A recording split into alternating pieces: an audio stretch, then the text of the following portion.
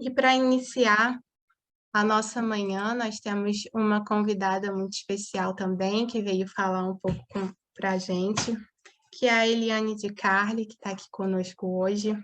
Vou fazer uma breve apresentação. A Eliane é médica, com especialização em pediatria, coordenadora do projeto Núcleo Lux Mundi no Brasil, que faz parceria entre a Conferência dos Religiosos do Brasil, que é a CRB, e a Conferência Nacional dos Bispos do Brasil, a CNBB, e há pouco tempo ela foi escolhida pela Pontifícia Comissão para a Tutela dos Menores para compor o grupo de especialistas em prevenção de abusos contra crianças, adolescentes e pessoas vulneráveis na igreja. Então, vou passar a palavra para a Eliane, que hoje vai falar aqui um pouquinho conosco antes da aula começar. Muito obrigada por estar aqui com a gente hoje, Eliane. Obrigada pela tua introdução. Ao pessoal da Reconciliar-se, obrigada por esse convite.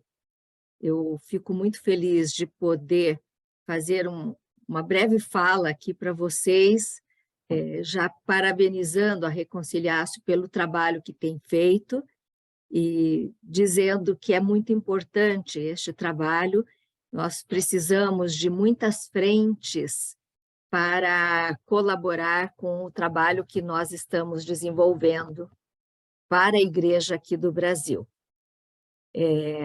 Eu queria apenas fazer uma contextualização de como nós estamos trabalhando aqui no Brasil hoje, como resposta ao pedido que o Papa Francisco fez pontualmente em 2019, não é que o pedido já é anterior, não é?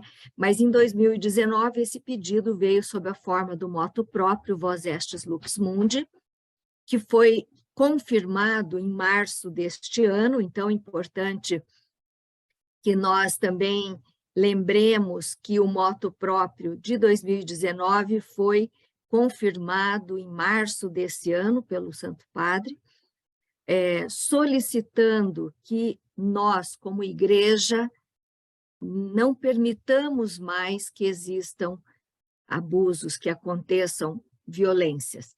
Então, o Núcleo Lux Mundi nasceu em 2020 com o objetivo de concretamente trabalhar para a Igreja do Brasil para prevenir e evitar, como o Papa disse, esses crimes que atraiçoam a confiança dos fiéis. O que é que significa, então, este trabalho que nós estamos fazendo? Significa implementar o artigo 2º e o artigo 5º do moto próprio Vós Estes Lux Mundi, que nada mais é do que ter ambientes na igreja onde as vítimas possam ser acolhidas de forma empática e profissional, e estes ambientes devem ser formais dentro da nossa igreja e dentro das congregações religiosas. O Papa reafirma isto agora neste moto próprio de março, né, no Vós Estes Lux Mundi, pedindo que a igreja tenha sistemas estáveis e facilmente acessíveis ao público. Então, que a igreja tenha comissões, serviços que acolham as vítimas, e que, no artigo 5º, que este acolhimento deve ser um acolhimento empático, um acolhimento profissional das vítimas e de suas famílias. Então, o nosso trabalho ao longo dos 2 primeiros anos do projeto, e agora já entramos no 2º biênio, tem sido de incentivar a igreja a criar esses ambientes e a formar as pessoas para isto. O Núcleo Lux Mundi não é um local de recebimento de vítimas, mas sim é um local de ajuda para que a igreja receba as vítimas. Nós, ao longo desses últimos 2 anos, temos dito que precisamos ter um serviço que nós chamamos de serviço eclesial diocesano ou serviço eclesial da congregação para a proteção de crianças, adolescentes e adultos vulneráveis. Este serviço que nós estamos divulgando e nós estamos auxiliando a igreja a construir, ele não precisa ser um serviço tão refinado, porque em muitos lugares no nosso país nós não temos condições de ter tudo o que seria ideal. Mas é um serviço que precisa simplesmente poder acolher as vítimas e dar os encaminhamentos, ajudar os bispos a darem os encaminhamentos necessários. Então, nós estamos trabalhando com várias colaborações, a Reconciliácio é um grupo, faz parte desse grupo de colaboração. Nós também temos vários cursos que já realizamos e agora estamos iniciando um curso também. Mês de maio, nós lançamos um novo curso, mas este momento aqui que vocês estão tendo de formação, que a Reconciliácio muito profissionalmente organizou, é muito importante. É muito importante, esta parceria é necessária, a igreja precisa desse espaço para que nós possamos colaborar com a formação de todo o ambiente eclesial. Não apenas as autoridades eclesiais precisam fazer mudanças na sua postura, na sua forma de acolhimento a crianças e adolescentes, mas todo o ambiente eclesial, como nós acabamos de ouvir, acho que foi a Kênia que comentou, se eu não me engano, né, de um ambiente eclesial tóxico, né? Então, esta aqui é uma forma de podermos evitar que esses ambientes existam e que continuem prejudicando muitas pessoas. A violência não é só a violência sexual, mas armas de violência também na sociedade. Nós sabemos que na sociedade civil as violências acontecem com muito mais, é um número muito maior, mas isto não significa que nós não devamos nos preocupar em trabalhar com a prevenção. Nós temos um escritório, estamos locados dentro da sede da CRB, em Brasília, estamos à disposição de todas as dioceses e congregações que necessitem criar as suas políticas de proteção, criar estes ambientes saudáveis e seguros. Estamos à disposição para colaborar, para que isto aconteça. E temos, depois, a equipe da Reconciliácio poderia, talvez, colocar o nosso e-mail e o link do nosso site para que vocês conheçam e para que vocês divulguem que existe esse serviço da igreja para a igreja. E este serviço também tem como um dos objetivos fazer com que o ambiente eclesial se envolva com a sociedade civil e vice-versa. Nós estamos buscando parcerias com a sociedade civil, realizamos uma campanha grande agora no mês de maio, juntamente com a campanha Faça Bonito, estamos nos integrando e procurando ajudar a igreja a se integrar com aquilo que a sociedade civil está propondo. Pedimos, assim, muito encarecidamente, que cada um que está aqui nos ajude a ajudar a igreja a harmonizar a terminologia usada. Precisamos superar a terminologia menor e passar para a terminologia criança e adolescente. O Estatuto da Criança e do Adolescente está aí já há 30 e tantos anos, pedindo que isto seja feito. precisamos nos lembrar de colaborar, como o Papa coloca no artigo 20 do motu próprio Vós Estes Lux Mundi, com o ordenamento jurídico na comunicação dos casos de abusos. Hoje nós já sabemos que a Lei Menino Henri Borel traz lá a criminalização da omissão nesses casos, então é crime não comunicar. Neste caso, nós não usamos a palavra denunciar, porque é uma comunicação. A denúncia, quem faz é o Ministério Público, depois de investigação feita.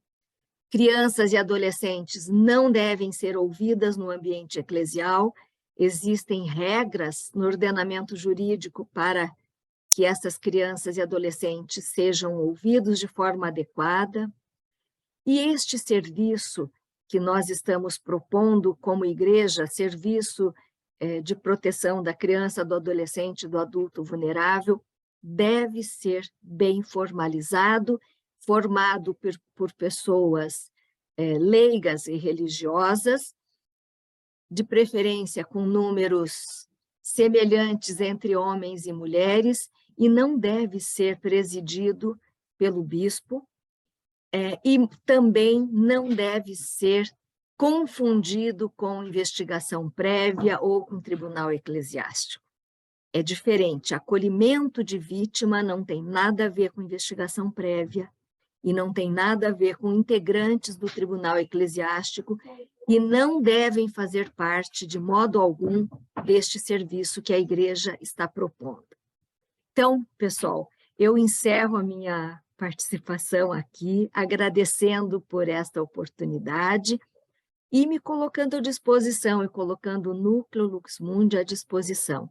Parabenizo novamente a Reconciliácio pelo trabalho que vem fazendo, agradeço profundamente aqui a parceria e a possibilidade de fazermos essa caminhada juntos, de somarmos. Um abraço, boa continuação, eu espero que possamos nos reencontrar. Muito obrigada pelas palavras, Eliane.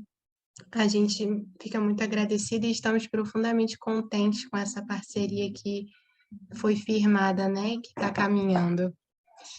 Eu vou botar lá no nosso grupo do WhatsApp os links do Núcleo Lux Mundi também, juntamente com os demais contatos dos profissionais que falaram aqui, com os contatos da própria Reconciliados, vou enviar tudo lá no nosso grupo.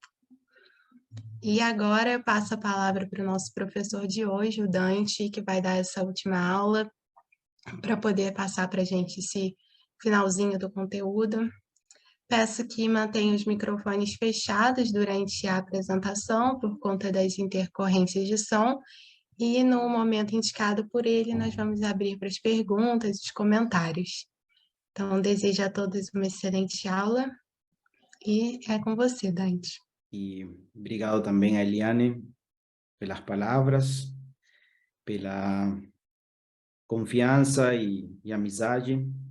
Também queria agradecer muito as pessoas que compartilharam também no começo desta última aula, assim, muito agradecer de coração.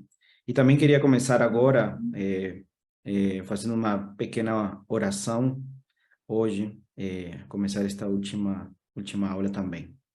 Então, em nome do Pai, do Filho e do Espírito Santo. Amém. Rezemos hoje especialmente pedindo a intercessão de Nossa Mãe Santíssima, que Nossa Senhora nos acompanhe na nossa caminhada cristã, a sermos cada vez mais a igreja, um corpo de Cristo que ela tanto cuida e segue amando. E especialmente também rezemos por todas as pessoas que sofreram ou sofrem por causa de maus tratos, de abusos dentro da nossa igreja. Rezemos um Ave Maria.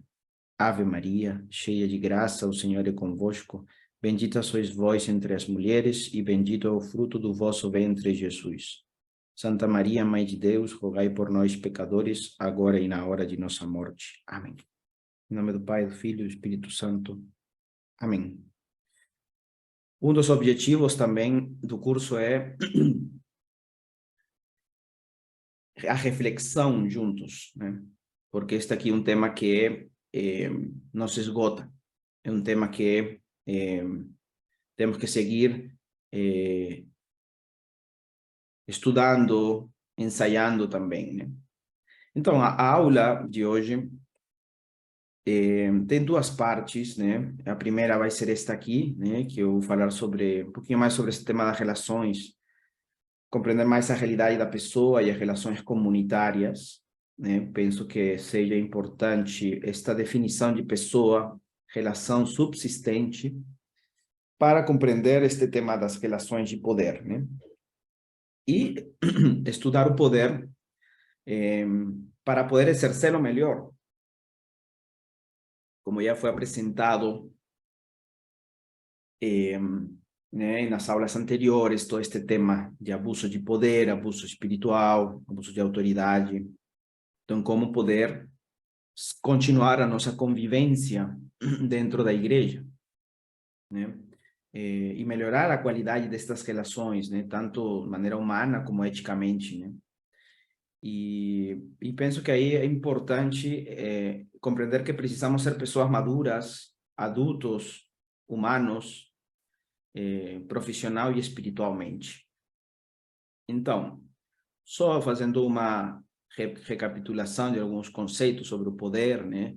A capacidade de uma pessoa de influenciar o outro, né? O bom uso do poder promove ao outro na sua dignidade. Também temos este tema das relações assimétricas, continuarão acontecendo, mas assim como uma das nossas participantes do curso comentou, né, como é importante melhorar as relações, falar com as lideranças, os padres, bispos, que tenham esse cuidado na eleição das pessoas, né? Mas haverá, como toda instituição, continuaremos tendo uma ordem dentro da nossa igreja, né? Os clérigos, né, os líderes que são religiosos, consagrados, estão em uma situação de poder também, mas é importante que, como o Concílio Vaticano II falou, a importância do papel do leigo, né? E eu tendo a pensar que já aconteceram, já passou 50 anos e ainda estamos processando toda essa atualização que aconteceu nesse último concílio, né? Purificando também, né? Todas as coisas que aconteceram depois, né? Então, e sabemos que existe hoje em dia uma crise dentro da instituição, e por isso que estamos falando neste curso sobre estes abusos não sexuais, né? Que também fazem dano tanto quanto um abuso sexual. Em alguns casos é muito pior. E vale a pena lembrar que a Rayane colocou ontem, né, ao falar de crise, né, que é uma oportunidade de mudança, né? Me parece que isso é muito oportuno. Ver momentos de crises são momentos que também podem se revelar o melhor e o pior dos seres humanos. E eu acredito muito nisso, né, no que está acontecendo na igreja. E, finalmente, ao nos aproximar este tema de relações de poder, voltar a falar deste tema da sinodalidade e a cultura dos bons tratos, né? Que é um tema que também temos que falar, não só se combate na acolhida e na recepção das vítimas, sino temos que promover uma cultura de bons tratos e com esse espírito de sinodalidade, de caminhar juntos, né? Hoje em dia aconteceu uma coisa até curiosa, né, que me fez pensar, puxa, isso acho que tem a ver com o curso e vou compartilhar com prudência. Eu fui bem cedo, hoje acordei para dar carona a 3 jovens que participam de um grupo de formação que nós temos para jovens que são missionários. E eles moram um pouquinho longe. E, bom, dentro da diocese aconteceu um tempo atrás um sacerdote diocesano que saiu, né, deixou o sacerdócio e isso teve um impacto nessa paróquia. E esses jovens eram dessa paróquia, são dessa paróquia. sacerdote realmente já deixou, né? Já recebeu a dispensa do sacerdócio. E eu quis tocar o tema um pouco com eles, né? Eu também acompanho eles na formação, né? Humana e espiritual, né? Como um dos formadores.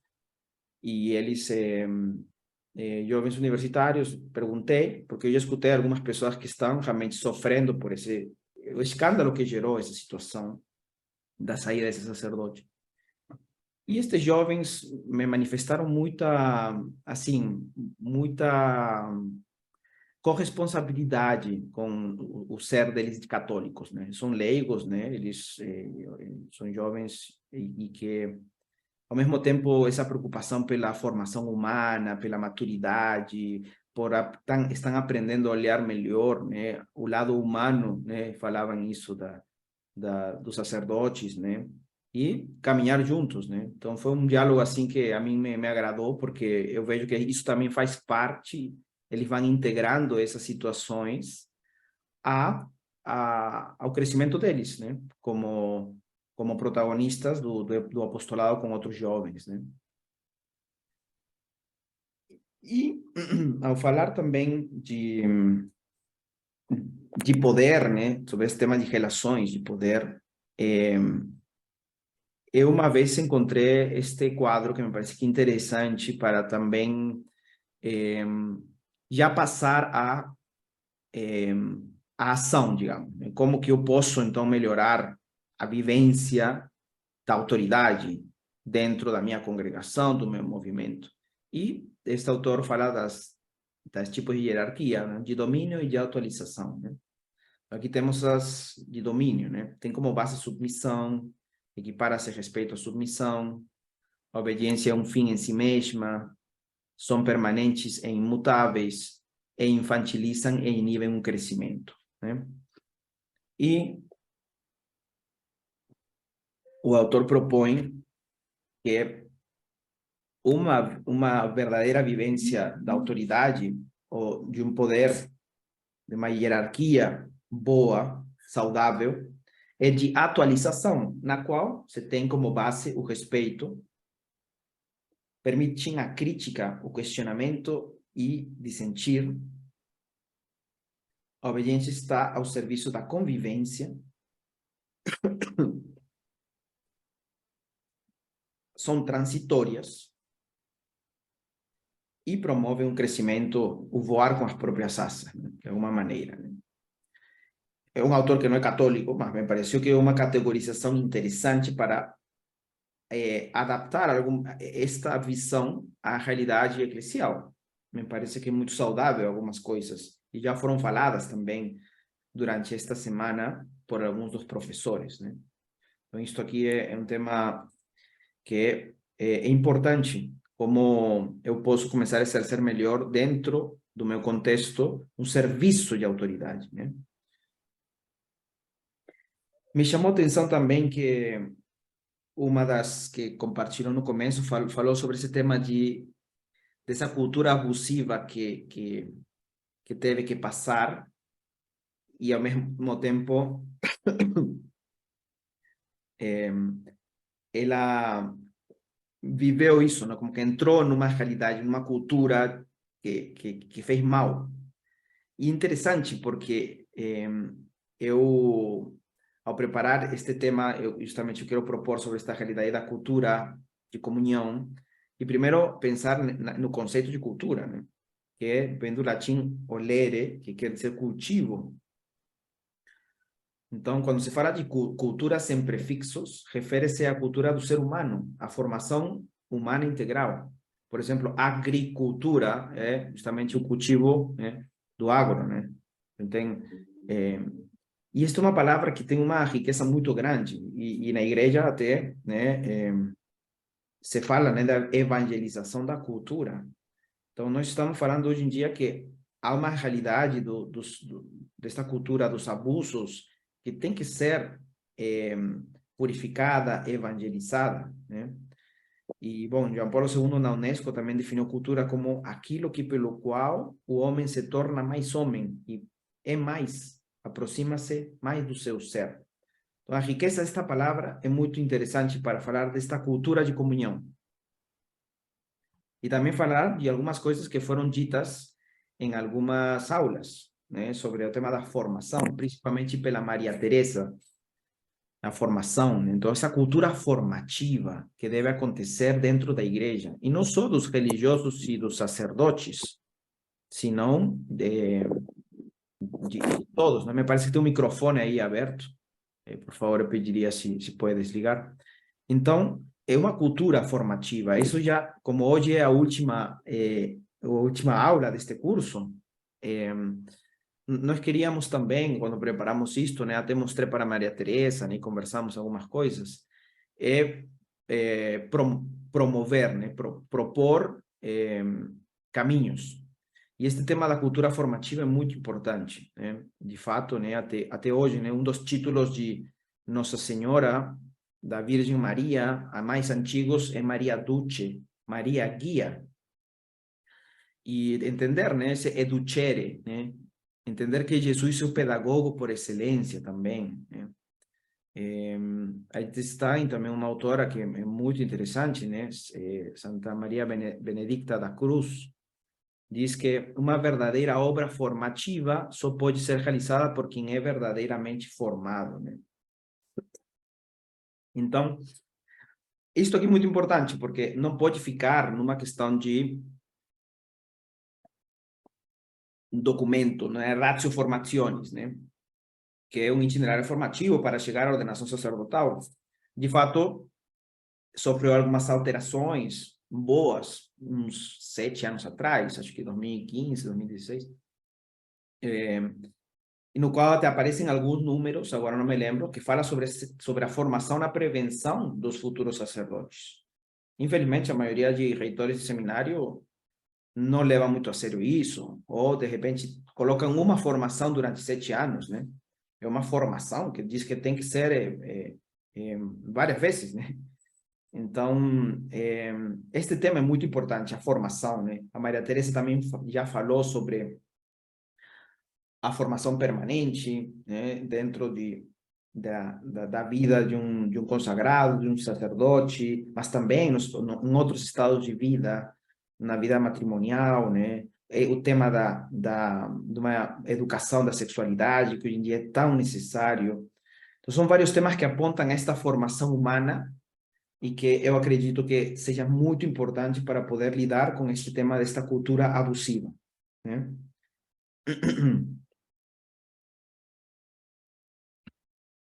E aqui entramos nesse tema que eu comentei com vocês na primeira aula sobre a pessoa, né? O estudo da pessoa. O que significa ser pessoa? A noção de pessoa é difícil de captar e exige fontes teológicas e filosóficas, necessariamente, né? É muito importante este tema. Na Gregoriana, a equipe, na Universidade Gregoriana de Roma, a equipe que trabalha sobre este tema da prevenção, há poucos anos atrás mudou o nome, agora se chama Instituto de Antropologia, porque sabem que para enfrentar este problema dos abusos, precisa ter ciência, precisam estudar melhor a pessoa humana. Então, desde o ponto de vista da doutrina do conhecimento, você pode notar que ter presente o fundo metacientífico, metafísico e mais ainda metaantropológico, tem uns franciscanos na Pensilvânia que tem uma proposta da metaantropologia. Favorece a ciência da natureza dos seres humanos. É assim que este estudo da pessoa, através da teologia, que alguns autores chamam de personologia, que não é outra coisa do que falei na primeira aula, né? Que é reconhecer que a pessoa criada vem da comunhão das pessoas divinas. E a comunhão das pessoas divinas funda a meu ser pessoa. Ou seja, meu ser pessoa está... O fundamento de meu ser pessoal está na relação que Deus tem comigo. Esse Deus, comunhão trinitário. Não na relação que eu tenho com Ele. É uma distinção muito importante esta. Né? E o qual realmente... Por isso que se fala de relação subsistente, que é uma realidade que vem dos capadócios. Eles falam, tentam... De onde vem o conceito pessoa? Né? os romanos usavam para falar no direito romano, mas desde uma perspectiva antropológica, vem da Igreja Católica. Quando os capadócios, no século III ou IV, tiveram que definir a pessoa divina, as pessoas divinas. Aí vem, por isso, o credo niceo-constantinopolitano, um pouco vem daí. Essa falar, né, sobre, agora não vou fazer aqui uma tentativa de falar da Trindade, mas é interessante porque daí vem um conceito pessoa, por esse esforço de tentar compreender as pessoas divinas, né? Então, esta definição de pessoa como relação subsistente é muito importante, né? O qual Ricardo São Vítor, já depois, né, séculos depois, resgatou este conceito de subsistência dos capadócios, né? Pois Ricardo de São Vítor dizia que a pessoa não está no plano da essência, e sim está no plano da existência, da ontologia, né? Então, aí tem toda esta... Por isso que definir pessoa como relação subsistente é diferente de substância. É algo que faz referência mais ao ser, né? E faz referência à relação, né? Então, é assim que nós podemos chegar a compreender, isto aqui eu já falei, que esta relação das pessoas divinas com as pessoas humanas. E compreender isto que eu falei também na primeira aula, né? Que meu ser está constituído também na relação com o outro com maiúscula em primeiro lugar, mas também os outros. E a minha pergunta ontem a Rayane foi um pouco nessa linha também, né? A Amedeo Cencini fala muito isso também, né? Como não aproveitar a convivência, a comunhão. E não só estou falando das congregações dentro delas, sino também no seu diálogo com as suas famílias religiosas que estão ao redor, que também vivem um carisma e que também têm uma vida comunitária, mas também dentro das próprias casas, cultivar mais esta realidade comunional, né? E esta definição deste autor, né, é muito interessante para isso, né, para compreender como nós somos seres comunionais, né? Aqui já passamos ao segundo tema que eu queria apresentar para vocês hoje, que é a comunicação com as vítimas. Hoje só eu vou falar desses dois temas, né? O primeiro que eu acabei de falar, sobre a pessoa e as relações comunitárias e a relação com o poder, e este tema da comunicação com as vítimas. Ou sobreviventes, como algumas delas também gostam de se chamar, né? Eu tenho que compartilhar com vocês que, para mim, quando comecei a ter contato com vítimas, mudou a minha vida. Tanto vítimas que tinham sofrido alguns tipos de abusos dentro da minha própria família religiosa, minha família espiritual, mas principalmente com pessoas fora. Quando comecei a trabalhar nisto, foi como entrar num mundo no qual muitas pessoas realmente passaram por experiências adversas dentro da igreja, e conhecer essa realidade, tocar essa ferida, me mudou muito a minha maneira de me aproximar a minha relação, minha vida de fé, e também minha relação com os demais e a missão que Deus queria para mim. Então, a comunicação com as vítimas é algo muito importante. E eu realmente tenho que estar no centro de todo este trabalho que a gente faz de prevenção, né? É um tema que temos que olhar a crise, mas também temos que olhar como Deus segue acompanhando-as e também segue acompanhando as instituições. Por isso que é tão importante também que as pessoas que pertencem a comunidades que passaram por experiências assim, né, de escândalos ou decepções, que não são poucas, integrem isso à sua realidade. E, nesse sentido, o conceito de vítima secundária é interessante, não quer dizer que você sofreu diretamente algum abuso, mas você entregou a vida e entrou numa instituição que entrou numa crise institucional e você é uma vítima secundária. Não é vitimismo, mas é reconhecer que que as pessoas são vítimas secundárias, né? Então, antes de entrar aqui, é importante também tentar compreender o que pensam as vítimas, muitas das vítimas, né? Tentar nos colocar no lugar delas, né? E muitas vezes elas têm, né, frases como não sei a quem posso me dirigir buscando ajuda, ninguém se preocupa pela minha dor, né?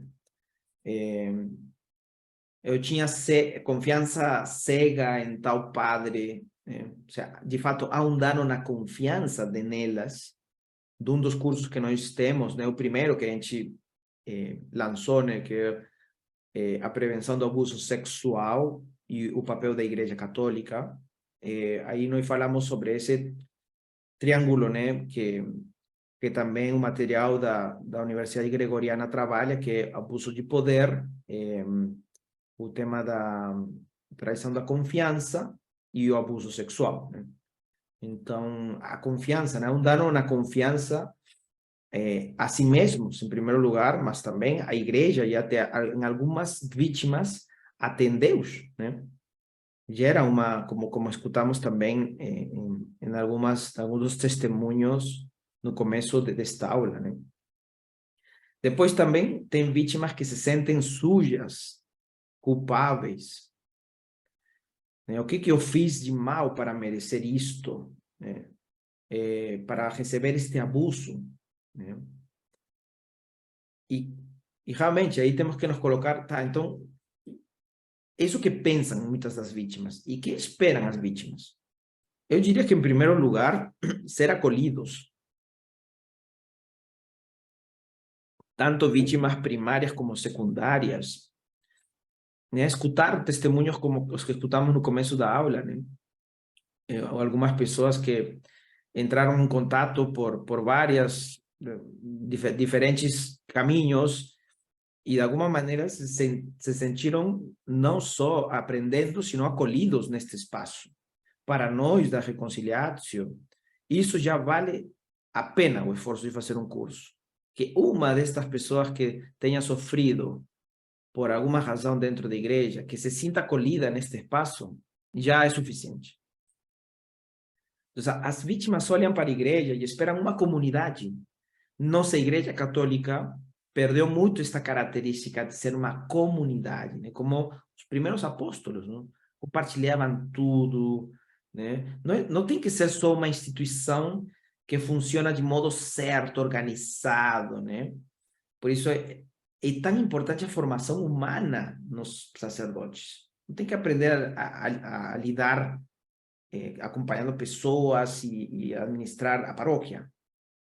Isso também, mas principalmente que eles entrem numa realidade de comunhão e sejam pastores, né? As vítimas querem que se faça justiça também, né? Não querem que se instrua como tem que ser a sua relação com Deus, pelo fato de ser vítimas. Já aconteceu também, às vezes, com boa vontade, querer acompanhar uma vítima. E, claro, tem que ser um acompanhamento integral, que também a relação com Deus tem que ser, de alguma maneira, ajudada, mas não pode se impor, de alguma maneira, não, te falta confiar, te falta perdoar. Sabemos, né, que devemos viver o perdão, mas às vezes isso aí é um processo que demora, e demora muito, né? Temos que ver se estão ou não dispostas a permanecer na igreja. Esta pessoa está falando mal da minha instituição, então eu não vou ajudar, né? Às vezes faz parte do processo acolher para que a pessoa possa estar mais disposta, né, a ajudar a igreja. Existe esta famosa Mary Collins, né, que escreveu livros, né, que foi vítima, foi abusada por um sacerdote, e ela pertenceu à Pontifícia Comissão, né, que a Eliane de Carli hoje em dia também participa, mas depois de uns anos ela saiu, né, porque realmente, né, como há pouco tempo atrás, né, Padre Hans Zollner decidiu sair, fazendo algumas críticas, né. Então, claro, no caso da Mary Collins, ela foi vítima e ela mesma ajuda a igreja. Até hoje, me parece que os bispos que são ordenados passam a uma formação em Roma e uma das palestrantes é ela, né? Uma vítima que passou por um processo e hoje em dia está ajudando, servindo a igreja, né? Então, temos que responder realmente ao clamor das vítimas, né? Das pessoas, mas também incluindo as vítimas. Padre Hans Zollner diz: as pessoas que sofreram abusos sexuais ou de outro tipo por parte de sacerdotes esperam, no mínimo, ser escutadas por um representante da igreja. Querem falar, desabafar, chorar, gritar sua raiva e expressar seu desejo de que a instituição que lhes causou tanto dano o admita e faça todo o humanamente possível para remediá-lo. Então, tem importância da escuta com o coração, com o coração, né? O cuidado também com as posturas defensivas, né? Mas também a prudência, né? Nesse primeiro curso que nós já oferecemos algumas vezes, também a gente fala sobre as atitudes, né? E às vezes já aconteceu um caso, né? Um sacerdote que recebeu uma vítima e por tentar ser próximo, tocou na perna da jovem, né? E ela que tinha sido abusada por um sacerdote, para ela isso foi muito ruim, né? Ou seja, como que acordou algo, né? Um estopim, um gatilho, né? Ou seja, porque viu um sacerdote que como que passou uns limites. É claro, né? Ou seja, aí por isso a importância hoje em dia de ter alguns protocolos também, né? Então eu acho que sim, temos que ter muita reverência quando tivermos uma vítima em frente. O reconhecimento libera a vítima, reorganiza sua realidade e sua memória para uma estadia saudável e ressignificação. A profundidade do dano do abuso reside na ambiguidade. Pelo contrário, o reconhecimento do dano na vítima por e ante um terceiro pode reconstruir a subjetividade ferida. Murillo, que ele é uma pessoa que também trabalha, por exemplo, ele não é uma pessoa que está reconciliada com a igreja, mas acaba ajudando, sim, é uma das vítimas do sacerdote Fernando Carajima, no Chile. Eu conheci pessoalmente, tive aulas com ele no México, uns anos atrás, e bom, ele tem muitos estudos e escritos que são interessantes, né? Então aqui realmente tem importância de um terceiro, ou seja, nós podemos ser um terceiro nesse processo, né? Muitas vezes uma vítima, por isso a importância destes serviços ou comissões, né? De cuidado, de proteção nas dioceses, né? E como falou Eliane de Carli, que tenha uma participação também, né? Das mulheres, que a cabeça não seja o bispo, para que isso faça o que o Papa quer, né? Que sejam espaços que as pessoas possam ir e ser acolhidas, né? Então, o acompanhamento às vítimas, de alguma maneira, envolve um acompanhamento psicológico, né? Tanto psicoterapia individual do grupo, também é muito provável que psiquiátrico, mas também um acompanhamento espiritual, um acompanhamento da família, da própria congregação, criar uma rede de apoio, né? Isso aí é algo realmente muito importante, né? Criar uma rede de apoio, ser uma comunidade, que possamos acompanhar melhor estas pessoas, né? E, em geral, né, estamos falando de pessoas que sofreram um abuso, mas acho que isto aqui também tem que nos levar a essa perspectiva positiva, né? Provavelmente aqui ninguém sofreu um abuso, mas todos carregamos feridas que precisamos reconciliá-las juntos e caminhar juntos para ser melhores receptores da graça que vem para a nossa instituição, para a nossa casa. Então, é criar esse acompanhamento, esse cuidado com o outro. Então, o trabalho na prevenção implica a capacidade de dialogar com a dor, né?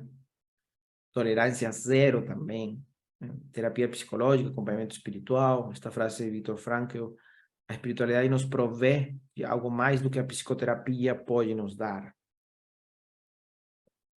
mas também nos exige mais.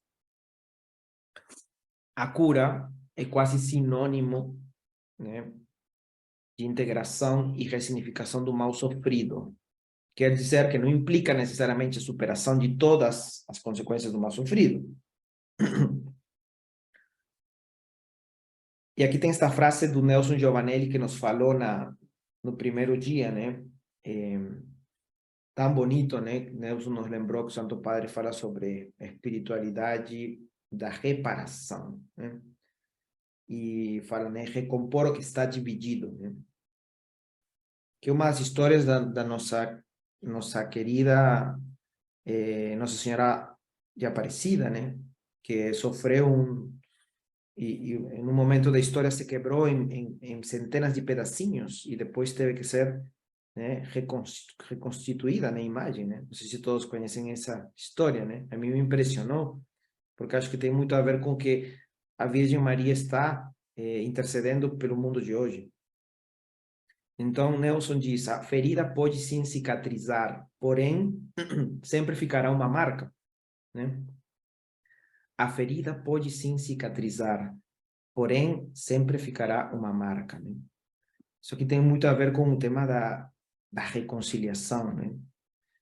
Que eu, né, que desde a minha espiritualidade, né, eu como membro do Sodalício de Vida Cristã, temos este caminho da reconciliação como um elemento carismático muito importante, né? E penso que tem muito a ver com esse tema da reparação, que hoje em dia estamos chamados a fazer dentro da igreja, dentro das nossas instituições, né?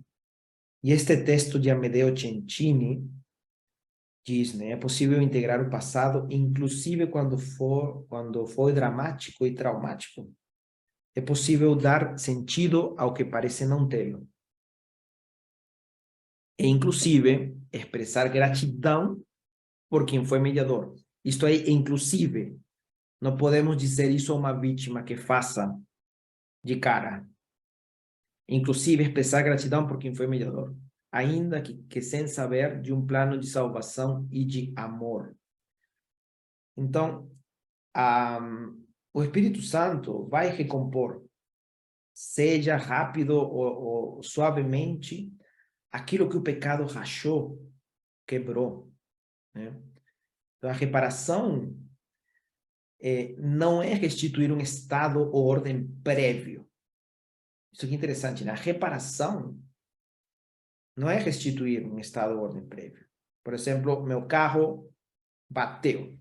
A reparação, o conserto vai ficar a ser igual. Evidentemente, como diz Nelson, né, na anterior, né, a ferida pode sim cicatrizar, porém sempre ficará uma marca, né? Então, se o carro bate, eu conserto e não vai ficar igual. Mas o que é o belo desta teologia da reparação ou da reconciliação? Que na reparação autêntica há um plus. Ou seja, não vou poder voltar ao estado anterior como era, mas vai ficar com um plus, vai ficar melhor. Isso me parece que é algo belíssimo. E por isso que esta figura do Kintsugi me parece que é algo que pode trazer alguns elementos para compreender melhor, né? Esta aqui é uma técnica centenária do Japão que consiste em reparar as peças de cerâmica quebradas com ouro, colando as partes quebradas. E transformou-se em uma filosofia de vida. Que quer dizer que diante de erros e adversidades, é preciso saber se recuperar e superar as cicatrizes. Ou seja, olhem para essa imagem, né? Fica um objeto mais belo do que o estado anterior. E isso aqui a gente deve transmitir para as vítimas. É a beleza das cicatrizes da vida, né? Então, esta arte japonesa, né, de encontrar, digamos, a beleza na imperfeição, isso aí me parece que é algo que é o básico do cristianismo, né? Ou seja, é compreender que eu sou um pecador perdoado e tudo que pode acontecer, mas Deus está aí querendo me resgatar, querendo me tirar do meu estado, né? Então, isso aí vai fazer que o estado melhore, a situação anterior fique mais bela, né? E, finalmente, eu queria terminar com esta proposta, né, de uma nova sensibilidade diante deste tema dos abusos.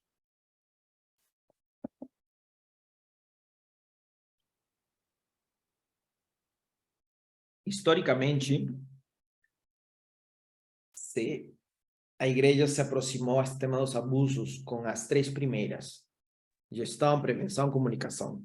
E os primeiros anos com muitos erros, né? De comunicação, de prevenção, de gestão, sendo negacionistas, porque realmente tem a questão da imprensa, né? Que muitas vezes se aproveitava desse tema, né? Então, na gestão, muitas vezes era, vamos pagar a esta vítima e dar um psicólogo e pronto, né? Então, não se passou a compreender que na tutela da disciplina eclesial está o cuidar, né? O que o padre Fabiano comentou, né?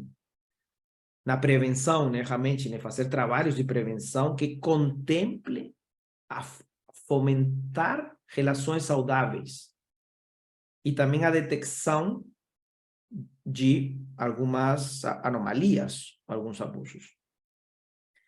E a comunicação institucional. Porém, um autor que é Jorge Bertomeu, ele fez esta proposta que a mim me agradou muito, que diz que a estas 3 primeiras tem que se acrescentar a pastoral articulada e a mística de olhos abertos ou gramática de escuta, né? Desculpem aí que a garganta está chegando ao seu limite. Então, a pastoral articulada, né, é interessante, né, porque a carta que comentou a Rayane na aula de ontem, né, de 2018, carta ao povo de Deus, né? O Papa Francisco se dirige ao povo de Deus, né? Não se dirige a carta aos bispos sobre o tema dos abusos. É carta ao povo de Deus. Tem que existir uma pastoral articulada, né? Todo o povo de Deus que é sujeito do anúncio, né? Justamente todo batizado está convocado para ser protagonista da missão, porque todos somos discípulos e missionários. E para isto tem que existir uma pastoral articulada. Nós da Reconciliatio também estamos começando a dar formações a colégios católicos, escolas católicas. E uma escola católica também, uma instituição que tem que ter uma pastoral articulada também nesse tema da prevenção. Então tem que existir isso, né? E por último, a mística de olhos abertos ou gramática da escuta, né? Ou seja, temos que incorporar a nossa espiritualidade, a espiritualidade particular do nosso movimento, ou da minha vida, da minha consagração, né? Esta espiritualidade da reparação, né? Que me parece que é tão importante. E reconhecer que, em primeiro lugar, nosso Deus se fez vítima, e recebeu também violências. Então, nosso Deus se fez vítima, né? Então, isso aí é algo que a mim me parece muito importante, né? Por isso que temos que ter esta mística de olhos abertos, né? E essa gramática da escuta, né? Raniero Cantalamessa, um tempo atrás, perguntaram para ele que a palavra de Deus pode estar dizendo para a igreja de hoje em dia, né? A esta igreja que está, ao mesmo tempo, ferida e desacreditada aos olhos do mundo. E ele respondeu: a igreja tem um suspiro de esperança e tem que retomar com um novo impulso a missão evangelizadora. É necessário recomeçar a partir da pessoa de Cristo, né? Cristo não deve estar só no transfundo, né, na base, sino no coração de todo anúncio. Então, por isso que é tão importante, se nós vamos nos comprometer como apóstolos da prevenção, né, como a Maria Teresa, né, a TT, né, como chamamos, falou, né, ser apóstolos da prevenção, temos que saber que Cristo tem que ser tudo a partir de Cristo, da pessoa de Cristo, né? Então, isso aqui é algo que é muito, muito rico, né? E termino falando um pouco desse tema da saúde mental, né? No mundo em que vivemos, especialmente após este contexto de pandemia, a saúde mental se tornou um tema de grande relevância. Diante desta realidade, vem-se buscando cada vez mais investir em programas de promoção da saúde mental, visando evitar o surgimento e agravamento de quadros psicopatológicos, bem como contribuir para o fortalecimento de pessoas, né?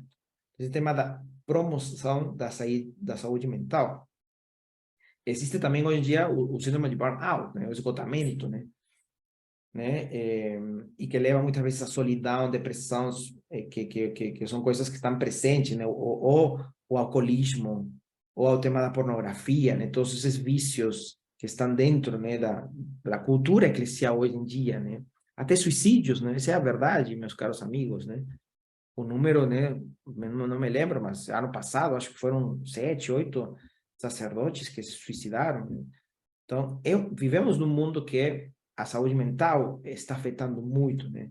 Então, por isso que é importante, diante desta realidade, buscar investir em programas de promoção da saúde mental, que faz parte também da missão da reconciliação, né?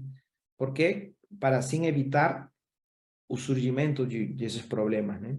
A psicoeducação, né? Fazendo já uma propaganda no segundo semestre, queremos lançar um curso sobre psicoeducação da sexualidade, né? Entre outros, né? Então, aqui tem um pouco esse tema uma bibliografia, né? Sobre este segundo ponto que eu falei, né? Também vamos disponibilizar isto para vocês, né? Aqui também nas nossas redes sociais, para que também possam nos seguir. E nosso muitíssimo obrigado por estar aqui conosco esta semana.